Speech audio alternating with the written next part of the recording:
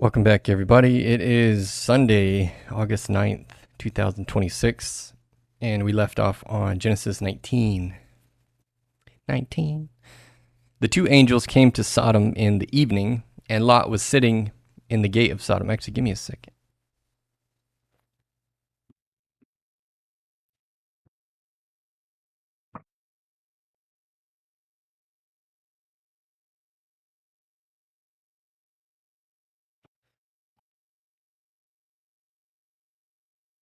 Oh, it's too hot. Okay. The two angels came to Sodom in the evening, and Lot was sitting in the gate of Sodom. When Lot saw them, he rose to meet them and bowed himself with his face to the earth and said, "My lords, please turn aside to your servant's house and spend the night and wash your feet. Then you may rise up early and go on your way." They said, "No, we will spend the night in the town square."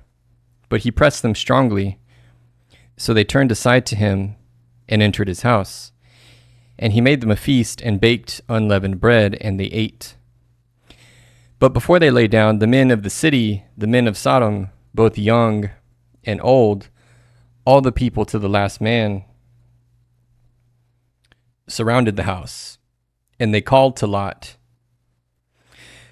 "Where are the men who came to you tonight? Bring them out to us that we may know them." Lot went out to the men at the entrance and shut the door after him and said, "I beg you, my brothers, do not act so wickedly. Behold, I have two daughters who have not known any man. Let me bring them out to you and do to them as you please. Only do nothing to these men, for they have come under the shelter of my roof." But they said, "Stand back." And they said, "This fellow came to sojourn, and he has become the judge. Now we will deal worse with you." Wait. But they said, okay, the crowd said, "Stand back." And they said, "This fellow came to sojourn, and he has become the judge. Now we will deal worse with you than with them." Then they pressed hard against the man Lot, and drew near to break the door down. But the men reached out their hands and brought Lot into the house with them and shut the door. And they struck with blindness the men who were at the entrance of the house, both small and great, so that they wore themselves out, groping for the door.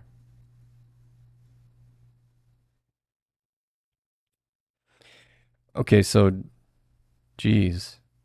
So this wicked crowd approaches Lot and says, "Bring those dudes out so we can have sex with them." And Lot says, "Please don't do that, but here I offer you my virgin daughters instead." That's pretty crazy. And presumably he does not know what's going on. So it's interesting that he would say that. Even if we're to assume that he knew that these two, because these two are angels, as we read yesterday, that's still pretty wild for him to do. But let's keep reading and then we'll ask about it. Then the men said to Lot, "Have you anyone else here, sons-in-laws, sons, daughters, or anyone you have in the city? Bring them out of the place, for we are about to destroy this place, because the outcry against its people has become great before the Lord, and the Lord has sent us to destroy it." Man, there's a lot of good stuff here. So does that mean there's listening to the dead, like those that have died here? So Lot went out and said to his sons-in-law, who were to marry his daughters, "Up, get out of this place, for the Lord is about to destroy the city." But he seemed to his sons-in-law to be jesting. As morning dawned, the angels urged Lot, saying, "Up, take your wife and your daughters who are here, lest you be swept away in the punishment of the city." But he lingered, so the men seized him and his wife and his two daughters by the hand, the Lord being merciful to him, and they brought him out and set him outside the city. And as they brought them out, one said, "Escape for your life. Do not look back or stop anywhere in the valley. Escape to the hills, lest you be swept away. And Lot said to them, Oh no, my lords. Behold, your servant has found favor in your sight, and you have shown me great kindness in saving my life. But I cannot escape to the hills, lest the disaster overtake me, and I die. Behold, this city is near enough to flee to, and it is a little one. Let me escape there. Is it not a little one, and my life will be saved? He said to him, Behold, I grant you this favor also, that I will not overthrow the city of which you have spoken. Escape there quickly, for I can do nothing till you arrive there. Therefore the name of the city was called Zoar. All right, so that's verse 22. Let's back up. This is really wild. So the angels go down to Sodom, and God told them, even if you find 10 people that are righteous in the entire city, I will spare it. And then God stayed behind, or at least God manifest in a man, or Christ perhaps, we're not sure. But either God or Christ, pre-incarnate Christ, stayed behind to talk to Abraham. The angels went down to Sodom. They encounter Lot. They get to Sodom. He tells them to come into the house, his house. And while they're there, the wicked crowd comes and says, bring out those 2 dudes that we saw go in your house so we can have sex with them. And Lot says, no, how about instead you take my 2 virgin daughters? And they didn't accept. But the fact that he made the offer is what I want to ask the question about. Because why? Like, I just, that's hard to grip with. So let's see.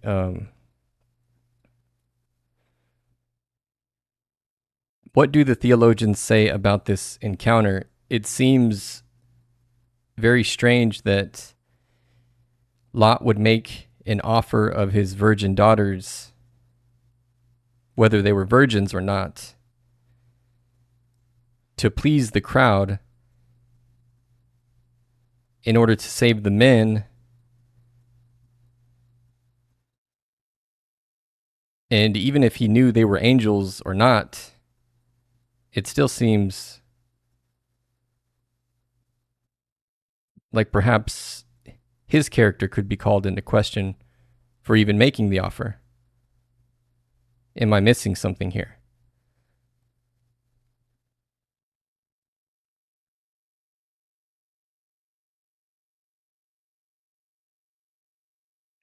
Other than God is extremely graceful and merciful. Because he still spared his life and saved him. No, you're not missing something obvious. No, you're not missing something obvious. Lot's offer of his daughters in Genesis 19:8 is supposed to disturb us.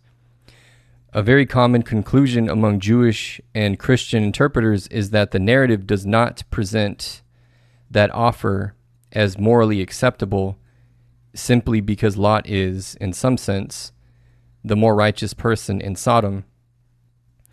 The interesting theological question is why Genesis includes this awful detail. So first, the text never says God approved of Lot's offer. No, it did not. This is probably the most important starting point. Genesis reports Lot saying, Behold, I have 2 daughters who have not known any man. In other words, they're virgins. Let me bring them out to you and do to them as you please. But the narrator never says Lot did what was right, and the angels certainly don't accept the proposal. In fact, they intervene, pull Lot back inside, and protect the household themselves. Yeah, and the men denied it anyway. Yeah, that distinction matters throughout Genesis. Description is not endorsement. Yeah, of course, that's not what I'm saying. But still, biblical narratives routinely tell us about reprehensible actions by significant figures without stopping to insert an explicit moral judgment every time. And Lot is already a deliberately complicated character by Genesis 19. Number 2, ancient hospitality explains his reasoning but doesn't justify it.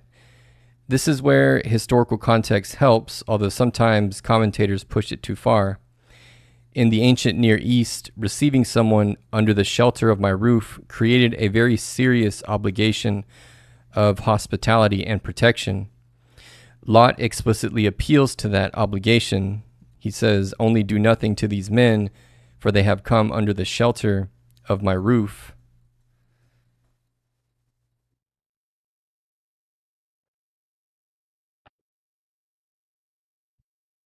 Snap, I'm making y'all read blind. My bad. Hold on one sec. I was staring right at it and it didn't even register. It should pop up here in a sec. Okay, there we go. My bad. I'm sitting here staring at the cable, not even plugged in. Okay, so we can understand. Wait, let me go back. Lot explicitly appeals to that obligation. "Only do nothing to these men, for they have come under the shelter of my roof." So we can understand his thought process. He says, his reasoning is, "I have taken these strangers into my home, therefore I am responsible for protecting them at virtually any cost." But explaining Lot's moral framework is not the same thing as approving it. His solution is grotesquely disordered. To prevent the sexual violation of his male guest, he proposes the sexual violation of his own daughters. Yeah. Man, that's intense. Many interpreters therefore see the passage as showing both something commendable and something deeply corrupt in Lot simultaneously. He recognizes his duty toward vulnerable strangers and courageously confronts a violent mob, but his proposed means of protecting them is morally horrifying. It's true. It's transparent, if nothing else. I mean, that's very human. Lot, number 3, Lot may be intentionally portrayed as compromised by Sodom. This reading becomes especially compelling when you look at Lot's whole story. Earlier, Lot chooses the Jordan Valley because it is prosperous and eventually settles in Sodom. Oh, that's right, because Abraham gave him the choice, and he chose the Jordan Valley, and then settled in Sodom because they had to split ways because they'd both become so wealthy, and there's plenty of land, so they decided to split up because their people were starting to disagree and fight. There was infighting. Genesis immediately warns us, "Now the men of Sodom were wicked, great sinners against the Lord." It's Genesis 13:13. By chapter 19, Lot isn't merely camping nearby, he's sitting in the gate of Sodom, an expression often associated with participation in the civic life of a city. I see. So they're implying some corruption had started to creep in, perhaps, but he still had not completely lost his way.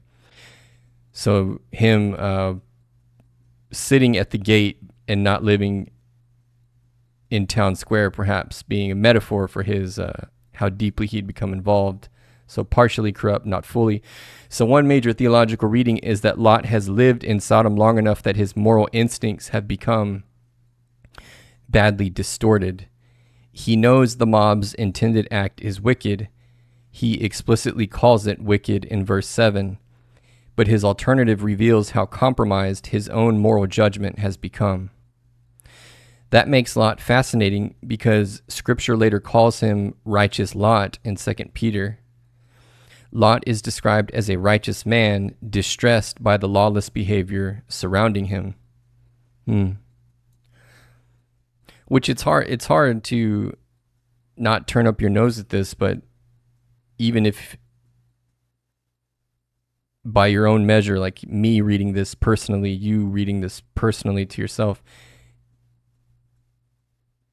we're still not sinless. So I don't know, these things become not difficult to read like pearl clutching, but it's almost humbling because you know that you just as well, me just as well, have sinned. So it's not like we can sit here and judge, and we're not supposed to. But yeah, nonetheless, it's an intense example of moral compromise. And then the fact that he's still called righteous, which is also pretty wild. Those two things aren't necessarily contradictory. Lot can belong to God and genuinely hate Sodom's wickedness while still being a deeply flawed man whose moral judgment has been damaged. Which speaks to the fact that, I mean, even if you deeply love God and you do your best to follow God, you could potentially make choices that permanently traumatize and harm people that you love, and his daughters in this case. I mean, he was willing to do that. But that's real life. Number 4, there is an especially disturbing parallel in Judges, the book of Judges. Genesis 19 has an unmistakable literary cousin in Judges 19.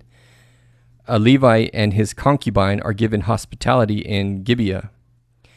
Men surround the house and demand that the male guest be handed over for sexual abuse. The host responds by offering his virgin daughter and the Levite's concubine instead. The concubine ultimately is handed over, gang raped throughout the night, and dies. My gosh. That story is intentionally horrifying.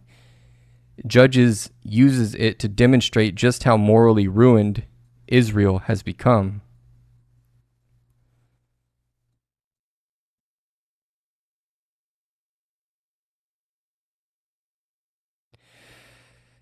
Sheesh. And the parallels with Genesis 19 are so strong that most interpreters think Judges deliberately wants readers to remember Sodom.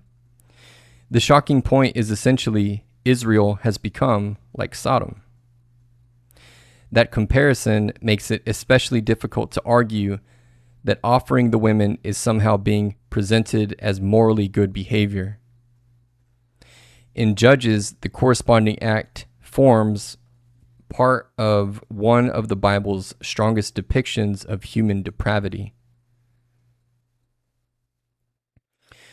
Number 5, did Lot know they were angels? Which this is kind of beside the fact, but interesting to expound on. Probably not at first. Genesis 19:1 tells us, the readers, that the two angels came to Sodom, but Lot addresses them as Adonai, meaning my lords, and treats them as travelers needing lodging.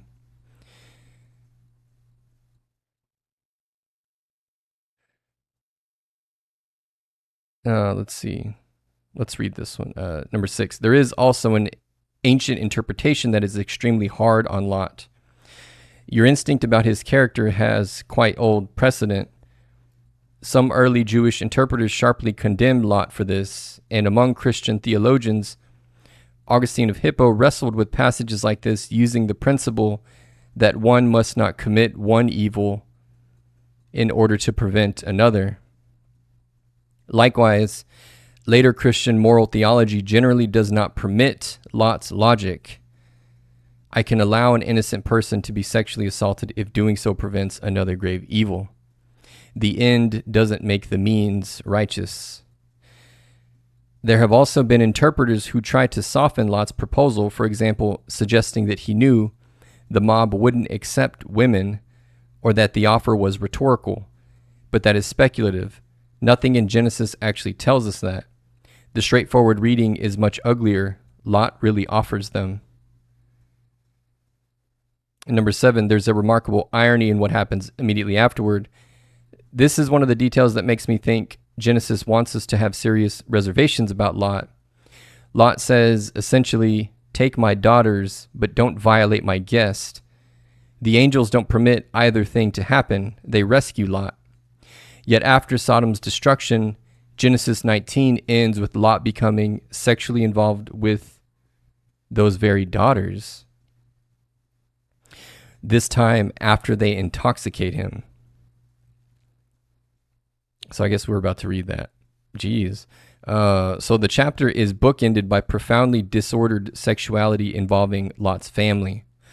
Lot is not presented as some spotless hero standing against wicked Sodom. The distinction is subtler and considerably darker.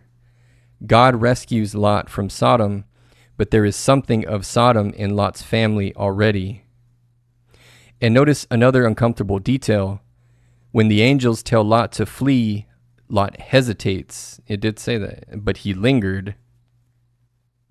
The angels actually have to seize Lot, his wife, and his daughters by the hands and physically lead them out. Then Genesis gives the theological reason: the Lord was being merciful to him. The emphasis isn't ultimately, look how excellent Lot was, and therefore God saved him, but instead, look how merciful God was to Lot, despite his obvious flaws. And that helps explain why Scripture can call Lot righteous. So righteous in 2 Peter doesn't require us to conclude that every action Lot takes in Genesis 19 is righteous. The Bible does this with other major figures too. Noah gets drunk, Abraham deceives people concerning Sarah and puts her in serious jeopardy. Jacob deceives, David commits adultery and arranges a man's death. Peter denies Jesus. Biblical narrative is remarkably willing to give us saints without sanitizing them. That's a good question. So if your reaction to reading this is, even if Lot is trying to protect his guest, offering his daughters is appalling, doesn't this say something seriously troubling about Lot himself? And the obvious answer is yes. The historical background explains why Lot might have thought this way, but it doesn't transform the offer, and it's not trying to present it as morally acceptable either. It's just what happened. Dang. All right. Well, okay. So let's go back. Verse 23. So they have fled at this point. Had fled. Is that the past tense of flee? They've left at this point. They've escaped to this small city called Zoar. Verse 23. The sun had risen on the earth when Lot came to Zoar. Then the Lord rained on Sodom and Gomorrah sulfur and fire from the Lord out of heaven. And he overthrew those cities and all the alley and all the inhabitants of the cities and what grew on the ground. But Lot's wife behind him looked back, and she became a pillar of salt. So earlier the angels told him, don't look back. She didn't listen. She looked back. She became a pillar of salt. She's dead. And Abraham went early in the morning to the place where he had stood before the Lord. So now we're back to Abraham. And Abraham went early in the morning to the place where he had stood before the Lord, at least the body that he was using to present himself as a man to Abraham, because there was 3 visitors initially. 2 were angels and 1 was God or Jesus, depending on your interpretation. And he looked down toward Sodom and Gomorrah and toward all the land of the valley, and he looked, and behold, the smoke of the land went up like the smoke of a furnace. So it was that when God destroyed the cities of the valley, God remembered Abraham and sent Lot out of the midst of the overthrow when he overthrew the cities in which Lot had lived. Now Lot went up out of Zoar, the town he escaped to, and lived in the hills with his 2 daughters. For he was afraid to live in Zoar. So he lived in a cave with his 2 daughters. And the firstborn said to the younger, my gosh. And the firstborn said to the younger, our father is old, and there is not a man on earth to come into us after the manner of all the earth. Come, let us make our father drink wine, and we will lie with him, that we may preserve offspring from our father. My gosh. So they made their father drink wine that night, and the firstborn went in and lay with her father. He did not know when she lay down or when she arose. So Lot didn't know. So his daughter raped him. If he did know, I guess by definition, geez. Okay, so he did not know when she had sex with him involuntarily or when she was done. And the next day, the firstborn said to the younger, "Behold, I lay last night with my father. Let us make him drink wine tonight also. Then you go in and lie with him, that we may preserve offspring from our father." So they made their father drink wine that night also. And the younger arose and lay with him. And he did not know when she lay down or when she arose. So he didn't know, and he impregnated both of his daughters. That's a tough read. Thus both the daughters of Lot became pregnant by their father. The firstborn bore a son and called his name Moab.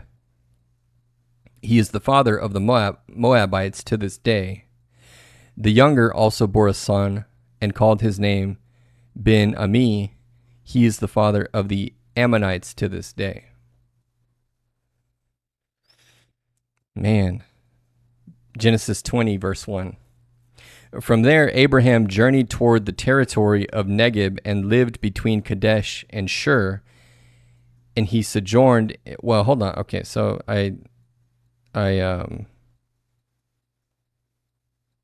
so we kind of see a recurring theme. I don't know if I want to call it a theme. I don't know, but obviously we understand.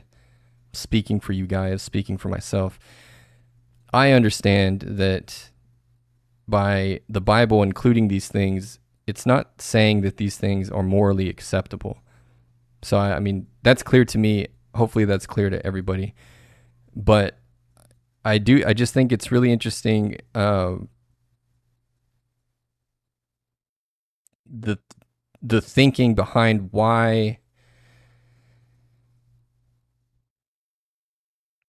or maybe it's not that interesting. I don't know. I don't even know what I want to break down about it. I just think it's kind of wild.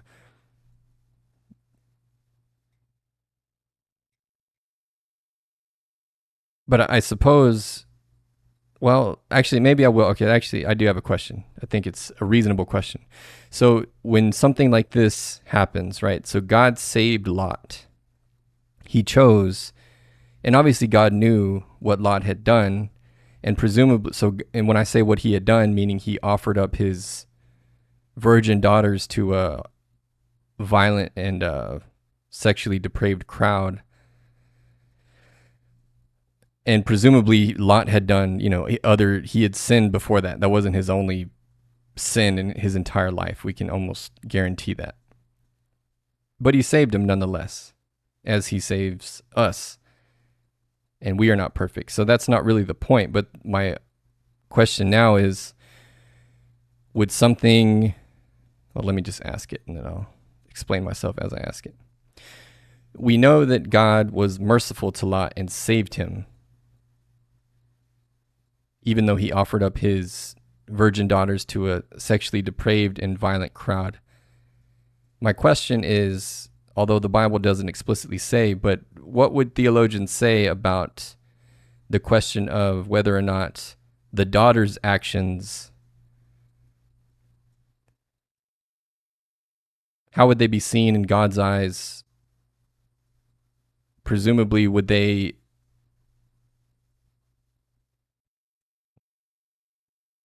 go to hell for such actions, or I don't even know what else. I don't even know what else to say about it.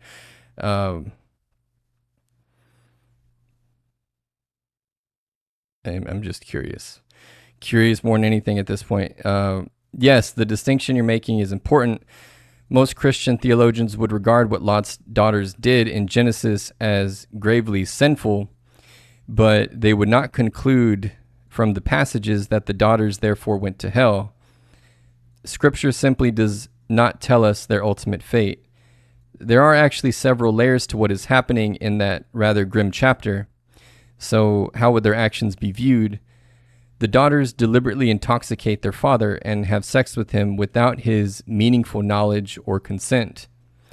From the standpoint of later biblical sexual ethics, the incest itself is prohibited in Leviticus, which we haven't got to yet. And the deception and exploitation of an incapacitated person compound the wrongdoing. And Genesis doesn't need to say, and this was evil in the sight of the Lord, for the narrative to condemn it, which we've already talked through that part, so we get that. Biblical narrative frequently reports horrific behavior without inserting an explicit moral verdict after every event. The grotesqueness of the episode and the consequences that flow from it are part of the judgment. Let's see.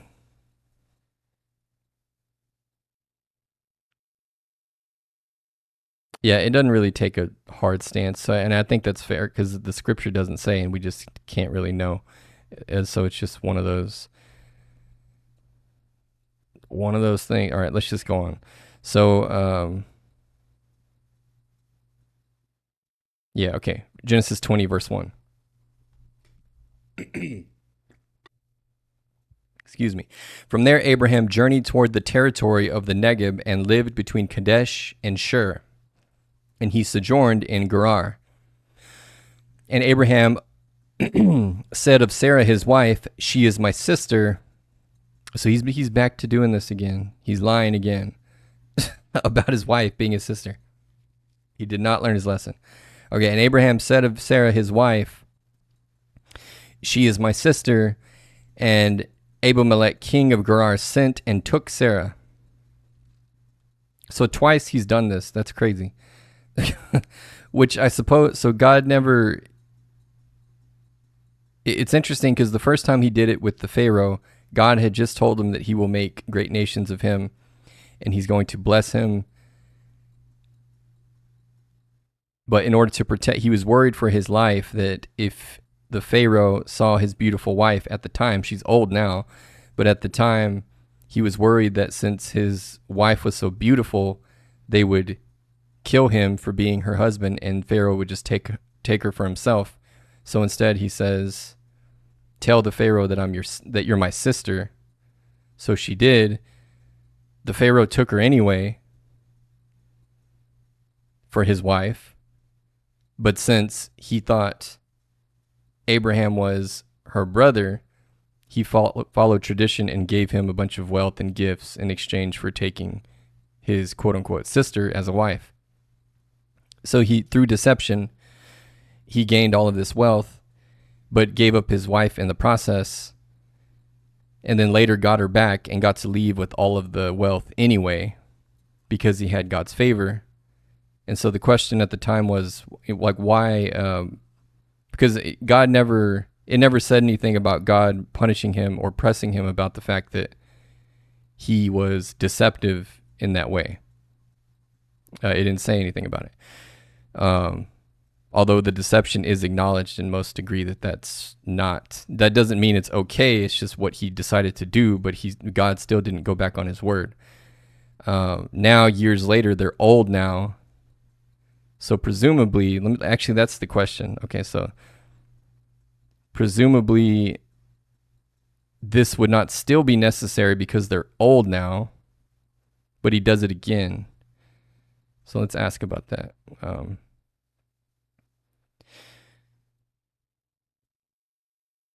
In Genesis, twice Abraham, or rather, this is the second time I've come across Abraham lying about Sarah being his sister instead of being honest and saying that that is his wife. The first time, we can at least understand the reasoning because she was very beautiful when they were younger, and he didn't want to be killed by the Pharaoh, so they lied and said that she was his sister, and he gained great wealth and eventually got to walk away with that wealth because he had God's favor, but he had to give up his wife for a time. From what I recall, Scripture never condemned him directly for the deception, although I think most interpretations of the Scripture would agree that that was deception and wouldn't necessarily be pleasing to God. However, the second time he does this, what do the theologians say about this instance? Because now it's happening when they are much older. And so what would be the logic here if Sarah by this point would have lost her beauty and presumably would not be drawing the same kind of envy to the point where Abraham's life would be in danger?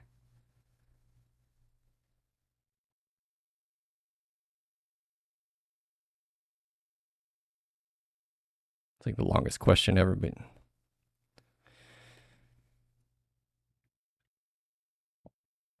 in Genesis 20 is actually more unsettling than the first episode, precisely because Abraham is older, has already experienced God's protection, and has just received the explicit promise that Sarah herself will bear the covenant son. The repetition seems very deliberate. One small correction to the premise, though: Genesis does not portray the elderly Sarah as having necessarily lost her beauty. That's true. I'm making an assumption that that would have been lost. Maybe back then they weren't aging the same way. It does say that Moses, when he died, I think he was 120,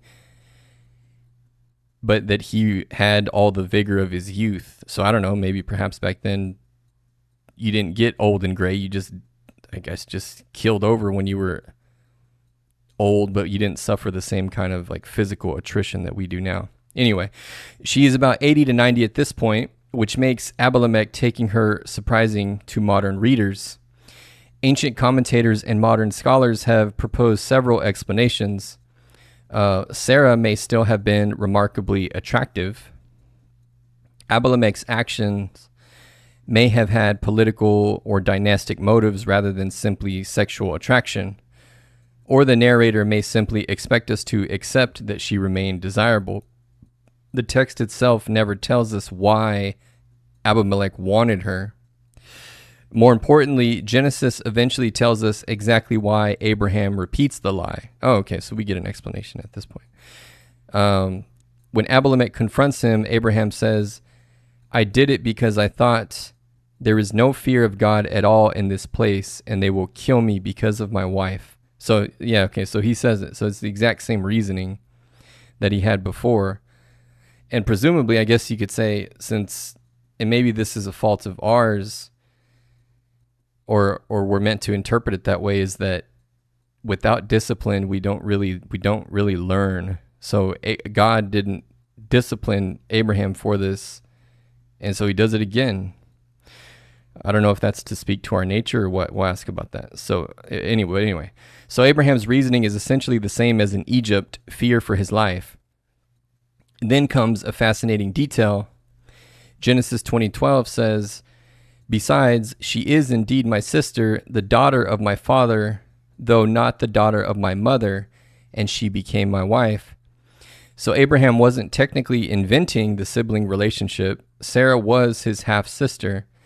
The deception was in concealing the crucial part of the truth: she is also my wife. And then verse 13 reveals something even more important. "And when God caused me to wander from my father's house, I said to her, 'This is the kindness you must do to me. At every place to which we come, say of me, he is my brother.'" So he'd already instructed her everywhere they go. So yeah, so I guess he always had this innate fear with him. That means this wasn't an improvised lie Abraham came up with twice. It was a standing policy Abraham and Sarah had established when they first began wandering. That changes how I read the chapter, how ChatGPT reads the chapter. Genesis 20 isn't necessarily saying Sarah was so beautiful at age 90 that Abraham suddenly became afraid again.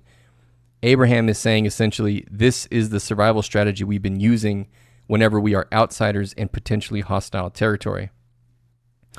And yes, theologians generally see Abraham as being in the wrong. Let's see. You're also noticing something important about the narrator's style. Genesis rarely stops and says Abraham sinned by doing X. Biblical narrative often gives its moral evaluation through consequences, irony, dialogue, and contrast, rather than explicit editorial commentary. Genesis 20 is particularly brutal toward Abraham in that respect. Abraham assumes there is no fear of God in this place, yet who behaves with greater moral integrity in the story? Abimelech, just like Pharaoh. So God himself tells Abimelech, yes, I know you have done this in the integrity of your heart. Okay, so we'll go back. Let's just read that because that's interesting. So I don't want to read the whole thing through the chat's interpretation, but I do want to ask one question. I have an additional question. In all of these instances where Abraham was giving his wife to Abimelech and Pharaoh, in the instances we see, are we to assume that she was also sleeping with them and that was just something they understood that they would both have to deal with?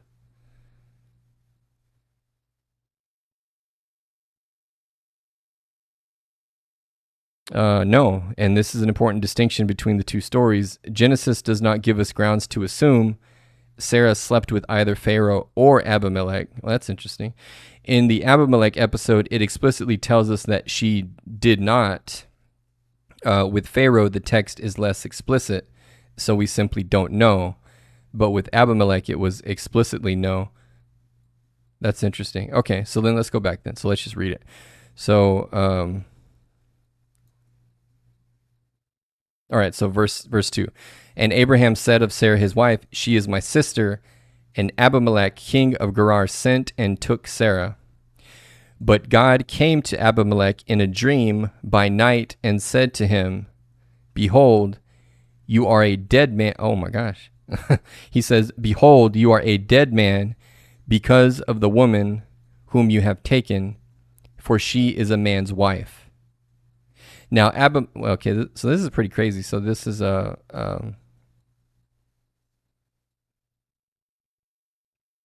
God was active in Genesis. He was not using a lot of proxies. He was just doing it himself. Verse 4, now Abimelech had not approached her, so they didn't have sex. So he said, Lord, will you kill an innocent people? Did he not himself say to me, she is my sister? And she herself said, he is my brother. In the integrity of my heart and the innocence of my hands, I have done this. Then God said to him in the dream, yes, I know that you have done this in the integrity of your heart. And it was I who kept you from sinning against me. Therefore, I did not let you touch her. So this is interesting too, because this kind of tells us, because we didn't, well, I don't know if you can say that really, but the fact that it's direct or addressed directly here and not the first time with Pharaoh kind of tells me, at least in my interpretation, that she probably did have sex with Pharaoh, but perhaps at the time she was barren. But now, since she's no longer barren, perhaps that's why God is now stepping in. I don't know. But that's how I'm going to choose to interpret that. Okay, so then God said to him, yes, I know that you have done this in the integrity of your heart, and it was I who kept you from sinning against me. Therefore, I did not let you touch her. Now then, return the man's wife, for he is a prophet, so that he will pray for you, and you shall live. But if you do not return her, know that you shall surely die, you and all who are yours. Man. So Abimelech rose early in the morning and called all his servants and told them all these things. And the men were very much afraid. Then Abimelech called Abraham and said to him, what have you done to us? And how have I sinned against you, that you have brought on me and my kingdom a great sin? You have done to me things that ought not to be done. And Abimelech said to Abraham, what did you see that you did this thing? Abraham said, I did it because I thought there is no fear of God at all in this place, and they will kill me because of my wife. Besides, she is indeed my sister, the daughter of my father. So I'm not going to lie. Abraham seems just kind of like a slime. I mean, God obviously loved him very much, but I mean, that's just kind of skeevy. But you know what? I suppose I shouldn't pass judgment. But man, okay. Anyway, he says, besides, she is. So I just imagine him saying, like, you know, technically, besides, she is indeed my sister, the daughter of my father, though not the daughter of my mother, and she became my wife. And when God caused me to wander from my father's house, I said to her, this is the kindness you must do to me at every place to which we come. Say of me, he is my brother.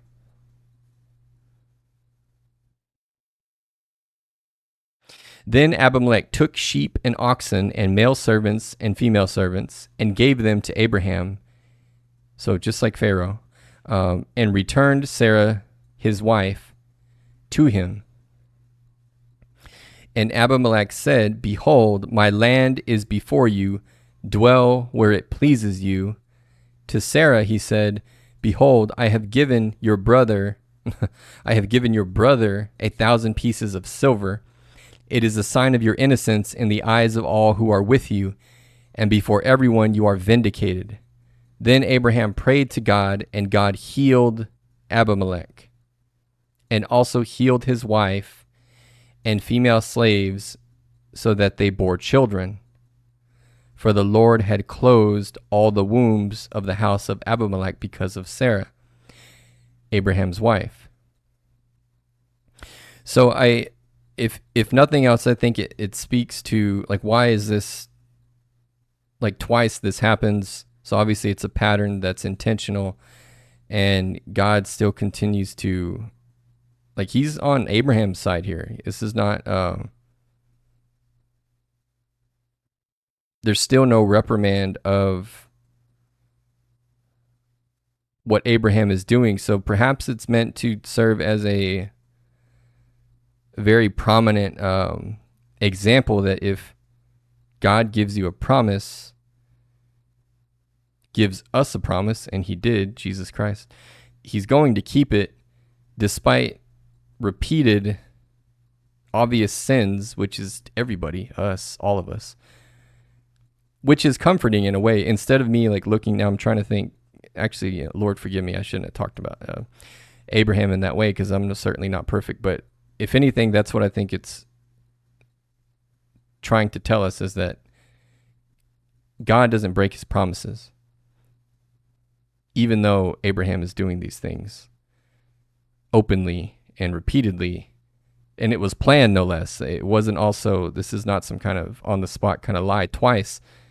This was a choice by he and Sarah to lie about their marriage to everybody as they wondered. Man, okay, so Genesis 21. Actually, that's probably a good stopping point. Yeah, it's probably a good place to stop for the night. So we'll pick it up tomorrow on Genesis 21, verse 1. Thanks for tuning in. Don't forget to drop a sub, share it with a friend.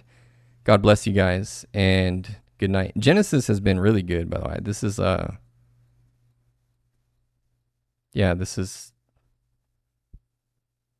don't want to say I enjoy I mean, I was going to say it's a lot darker than I expected. But also the transparency is appreciated, but also very unnerving, but, you know, in a very human way. I mean, what can we say? This is all of us to some degree, right? Anyway, good night, guys. God bless. Good night.